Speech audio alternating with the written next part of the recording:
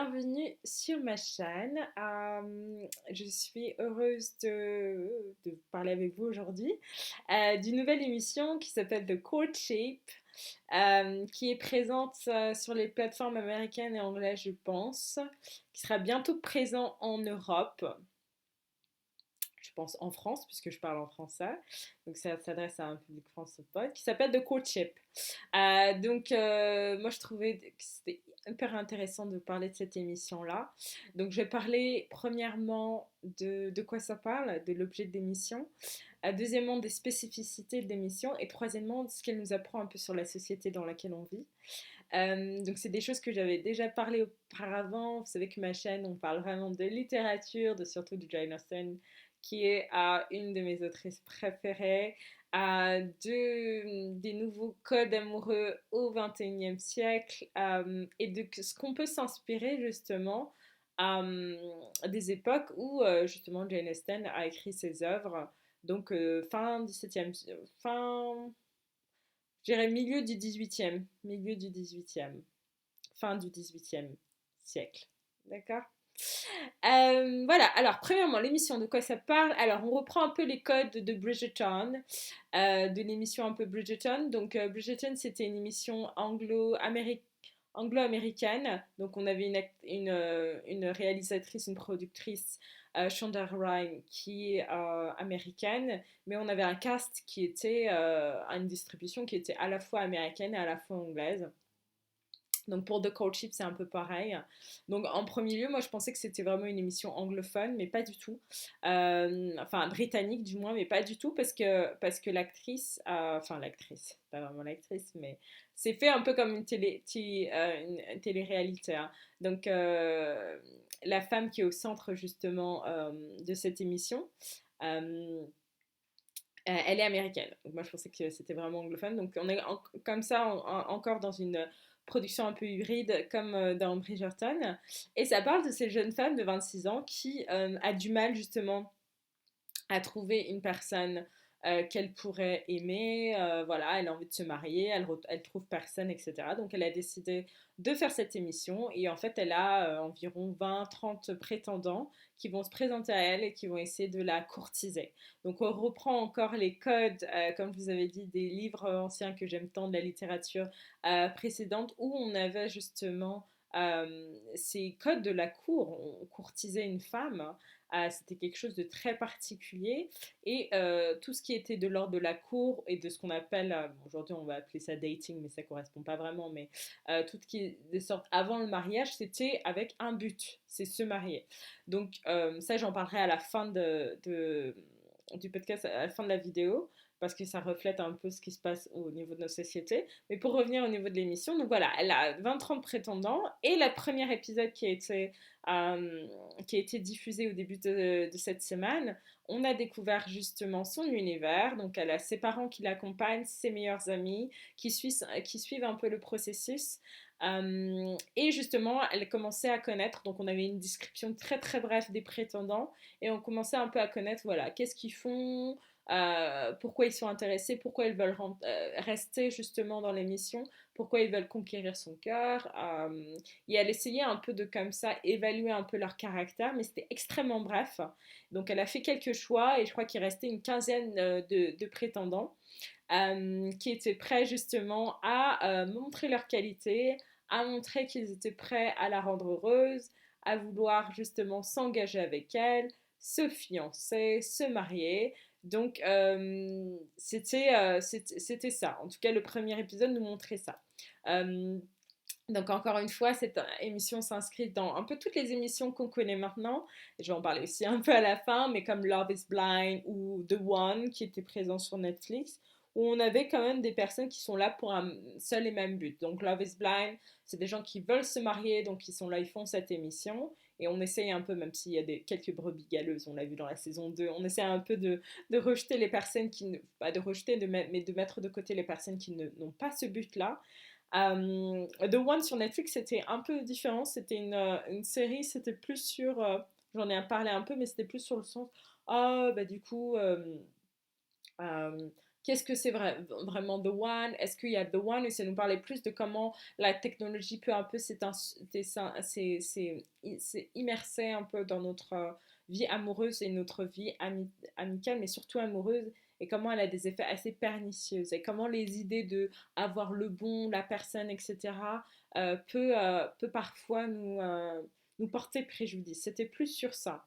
Euh, donc vous voyez ces trois émissions un peu différentes, mais qui se rejoignent sur certains points, pardon, mais surtout Love is Blind and The Courtship, c'est qu'on a quand même des prétendantes, des personnes normalement qui sont là pour un but, et c'est pour ça qu'on prend le temps de les connaître. Il y a aussi le fait qu'on n'a pas de distraction extérieure. Voilà, dans Love is Blind, ils n'ont pas de portable, dans The Courtship, ils n'ont pas de portable, ils sont là pour qu'un seul but, etc. Et donc c'est, je pense que ce qui crée ces émissions hyper cotées et que les gens aiment bien, c'est que c'est des émissions voilà, où on a un but et c'est ce qui nous manque un peu, je dirais, dans la société dans laquelle on vit. Je vais partir à la deuxième partie, donc les spécificités de cette émission. Déjà, les spécificités, on va en parler. C'est qu'on a une jeune femme noire qui est au centre de l'attention. Peu importe ce que les gens ont voulu dire, mais le plus souvent, c'est pas du tout. On n'a pas justement cet archétype de femme qui est présente au devant de la scène et qui a une cour de personnes. Donc c'est vrai qu'on a une certaine diversité au niveau de la distribution des gentlemen, mais on a surtout une jeune femme noire qui est au centre de l'attention. Donc je pense que ça c'est rafraîchissant aussi, ça nous change par rapport à même des adaptations cinématographiques de livres romantiques que moi j'ai aimés précédemment, où on avait justement toujours le même archétype de femme qui était au centre de l'attention. Là, ça change quand même un peu. Comme je vous ai dit, il y a ses parents qui sont présents, donc c'est très bien d'avoir aussi le point de vue de parents qui sont toujours mariés et qui nous donnent un peu le point de vue de la société dans laquelle on vit. En tout cas, ils suivent leur fille et il y a ses meilleurs amis qui donnent aussi un peu le point de vue sur les différents prétendants. Est-ce que c'est quelqu'un qui pourrait leur plaire, etc. Après, en termes d'autres spécificités, je dirais pas que c'est des spécificités parce que comme je dis, c'est encore un show hybride, mais on avait Bridgerton. D'ailleurs, la saison 2 va arriver bientôt, je vais en parler également, il y a tellement de choses à arriver. Mais c'est vrai que vous allez voir que c'est des shows qui sont de plus en plus importants et qui vont devenir de plus en plus importants dans la société dans laquelle on vit, ce qui m'amène à la troisième partie et qui fait une superbe transition. Pourquoi ces choses sont de plus en plus importantes? Donc ça, j'en avais déjà parlé, j'avais parlé un peu dans... Je vais essayer de uploader la vidéo de The One que j'avais fait dessus. Euh, Parce que c'est une émission que j'avais bien aimée sur Netflix, je vous conseille de la regarder si vous ne l'avez pas vue. Mais on a effectivement, comme je le disais, le capitalisme crée des problèmes dont il apporte les solutions. C'est pour ça que ce système est extrêmement enrichissant pour les personnes en tout cas qui je dirais, ont les manettes. Donc du coup, qu'est-ce que ça crée? Donc on a eu l'émergence des technologies qu'on voit dans The One, euh, qui arrivent en fait dans notre vie amoureuse, amicale aussi, mais surtout amoureuse, parce que je pense que c'est là où ça le fait le plus de dégâts, donc ce qu'on appelle les réseaux sociaux qui sont arrivés. Donc les réseaux sociaux sont arrivés dans notre vie et ça a chamboulé un peu les relations. Donc là où ça apportait énormément de communication, il y avait beaucoup moins de communication dans le monde réel, ça créait beaucoup de jalousie, peu de confiance, etc. Donc pour moi, toute la génération de... Alors, je dirais pas ceux qui ont 20 ans, parce qu'ils sont nés un peu en 2002 quand même. Mais allez, on va dire ceux qui sont dans leur vingtaine, début trentaine, une partie des millennials, on a senti en tout cas cette différence. Et on a un problème, c'est qu'on a de plus en plus de jeunes qui ont du mal à, pas se rencontrer forcément, mais à s'engager dans des relations assez durables qui vont des fiançailles jusqu'au mariage le plus souvent. Donc on a un peu cette sorte de dating, ce processus de dating qui est un peu sans but, où les gens juste datent pour avoir du fun, donc d'où l'émergence de toutes ces plateformes, Tinder, etc.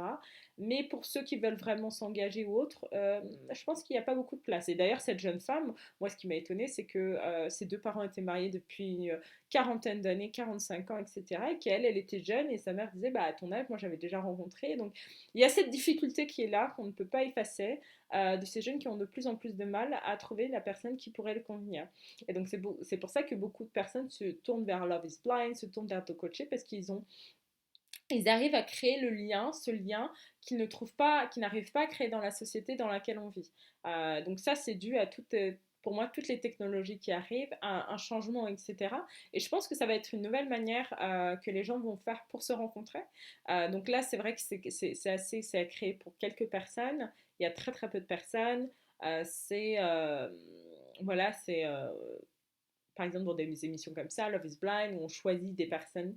Mais je pense que ça va être peut-être à de plus grande échelle pour pouvoir pallier à ce manque. Donc c'est vrai que c'est une émission américaine, donc c'est une visée un peu anglo-saxonne, et ça va être un peu plus difficile pour les francophones de comprendre. Mais c'est vrai qu'aux États-Unis, comme dans Love is Blind, bon, nous on a marié au premier regard, on voit aussi que voilà, c'est aussi redorer un peu l'institution qui est le mariage. Qui fonctionnait très bien et qui a décliné au fur et à mesure que les unions ont aussi décliné, parce que ce que les gens ne disent pas, c'est que tout le monde sait également, c'est que les gens ont plus de chances de rester ensemble lorsqu'ils sont mariés, parce qu'ils partagent plus que des valeurs, ils partagent des choses en commun qui prennent du temps à construire, donc c'est du travail. Alors que les personnes qui ne sont pas en couple sont plus susceptibles de se séparer.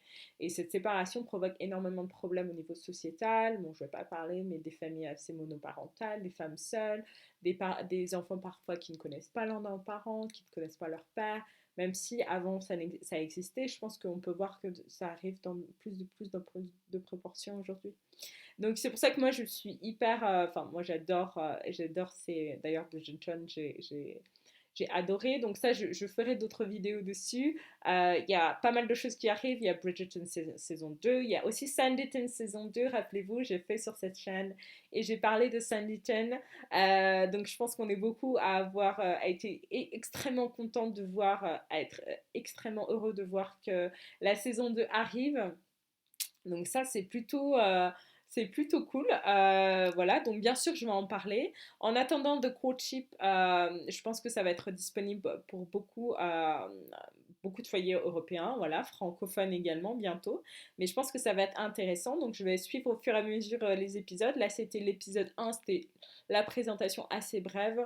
Là, on va rentrer un peu plus dans les intrigues et voir comment cette jeune femme va arriver à évaluer un peu ses précédents, parce que c'est cette finesse psychologique aussi qui est décrite dans pas mal de romans avant, comment on arrivait à voir les caractéristiques de quelqu'un, parce que c'est quand même quelqu'un avec qui vous allez vous marier.